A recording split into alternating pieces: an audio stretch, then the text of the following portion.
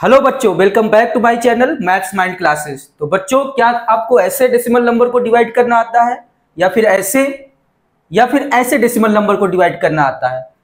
बच्चों, ऐसे decimal number को डिवाइड करने का मैं बहुत ही आसान तरीका आपको बताने वाला हूं। तो देखिए पहला क्वेश्चन। तो ये रहा आपका स्टूडेंट पहला क्वेश्चन।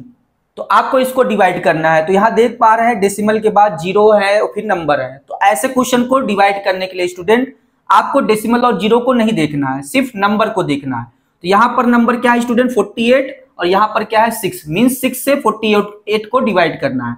तो 6 से अगर 48 को डिवाइड करेंगे तो 6 8 जा 48 होता है, मींस 8 टाइम जाएगा। तो यहां आप लिख लेंगे 8। अब आपको डेसिमल लगाना है स्टूडेंट। तो यहां पर देखिए डेसिमल के बाद कितनी डिजिट है, 1 2 3 4 5 6। यहां डेसिमल के बाद 6 डिजिट है और यहां पर डेसिमल के बाद कितनी डिजिट है 1 2 3 4। -4 कर देंगे स्टूडेंट। तो 6 - 4 कितना आता है +2। अब यहां ध्यान देने वाली चीज ये है स्टूडेंट, अगर प्लस में आता है तो डेसिमल पीछे आएगा, आंसर में डेसिमल पीछे आएगा, और अगर माइनस में आ रहा है तो आंसर में डेसिमल आगे जाएगा।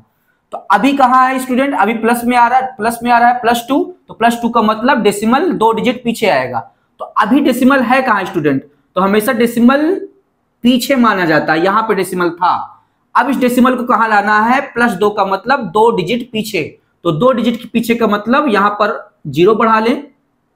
तो 2 डिजिट का पीछे का मतलब स्टूडेंट डेसिमल यहां कहां जाएगा, यहां पे आ जाएगा। तो इसका फाइनल आंसर आएगा 0.08। तो अब हम लोग एक और दो क्वेश्चन लेते हैं जिसमें निगेटिव आ जाता है, तब हम क्या करें। तो ये रहा बच्चों आपका सेकंड क्वेश्चन। अब इसमें भी आपको क्या करना है, डेसिमल और जीरो को नहीं देखना है, सिंपली आपको 35 को डिवाइड करना है 7 से। तो 7 5 जा 35, मींस 5 टाइम जाएगा। तो आप क्या करेंगे, 5 लिख लेंगे। अब इस 5 में डेसिमल कहां लगेगा स्टूडेंट वो देख लें। तो यहां डेसिमल के बाद कितनी डिजिट है 1 2 3 4, यहां 4 कर देंगे। और यहां डेसिमल के बाद कितनी डिजिट है 1 2 3 4 5, -5 हो जाएगा स्टूडेंट। अब यहां 4 - 5 मीन्स -5 से 4 घटेगा तो आपका माइनस में 1 आएगा।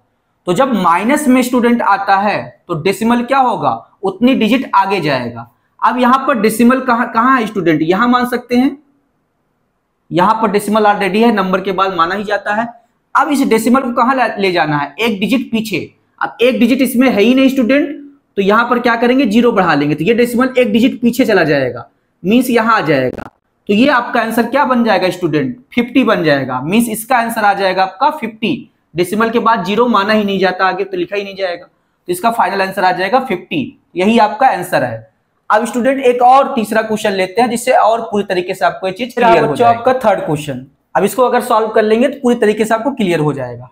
तो इसमें हमको क्या करना है, जैसे कि मैंने बताया आपको डेसिमल को नहीं देखना है या ना तो जीरो को देखना है। तो यहां पर आपको सिर्फ नंबर लेना है, 236 को डिवाइड कर देना है 5 से। तो इसके लिए क्या करेंगे, 5 का टेबल 23 से ज्यादा ना हो, पहले ये करिए। तो 5 4 जा 20, फिर यहाँ 3 - 0 क्या हो जाएगा 3, और 2 में से 2 सब्सट्रैक्ट हो जाएगा तो कट जाएगा। फिर आगे 6 आ जाएगा, 5 का टेबल फिर 36 से ज्यादा ना हो तो कितना आ जाएगा 5 7 जा 35। अब यहाँ 1 आ जाएगा। अब आगे नहीं जाएगा तो यहाँ डेसिमल बढ़ा के स्टूडेंट 0 लगा लेंगे। तो 5 का टेबल फिर 10 से ज्यादा ना हो तो 5 2 जा 10। तो आपका इसका आंसर आया है, फाइनल आंसर स्टूडेंट नहीं है ये 47.2, ये फाइनल आंसर नहीं है। अब इस डेसिमल को कितना डिजिट आगे या पीछे खिसकाना है यहां से डिसाइड होगा। तो यहां पर देख पा रहे स्टूडेंट डेसिमल के बाद कितनी डिजिट है, ये देखिए 1 2 3 4 5 6 7। यहां डेसिमल के बाद 7 डिजिट है, यहां डेसिमल के बाद कितनी डिजिट है 1 2 3 4, तो -4 कर देंगे। तो 7 - 4 क्या होता है स्टूडेंट, +3। +3 का मतलब डेसिमल 3 डिजिट पीछे आएगा। तो अभी डेसिमल कहां है स्टूडेंट, यहां पे है। 3 डिजिट पीछे आने का मतलब क्या होगा, तो 3 डिजिट पीछे तो है नहीं इसमें, मतलब जो है डिजिट तो है नहीं, तो यहाँ एक 0 बढ़ा लेंगे तो डेसिमल यहां से यहां आ जाएगा। मींस फाइनल इसका आंसर आएगा 0.0472 और 2। ये आपका इसका फाइनल आंसर है 0.0472। तो आई होप आपको समझ में आया होगा। ये आप इसका शॉर्ट ट्रिक है, इसमें आपको डेसिमल वगैरह को हटाने की जरूरत नहीं है। जैसे कि टीचर बताते हैं 0 को पहले हटाइए फिर डिवाइड करिए।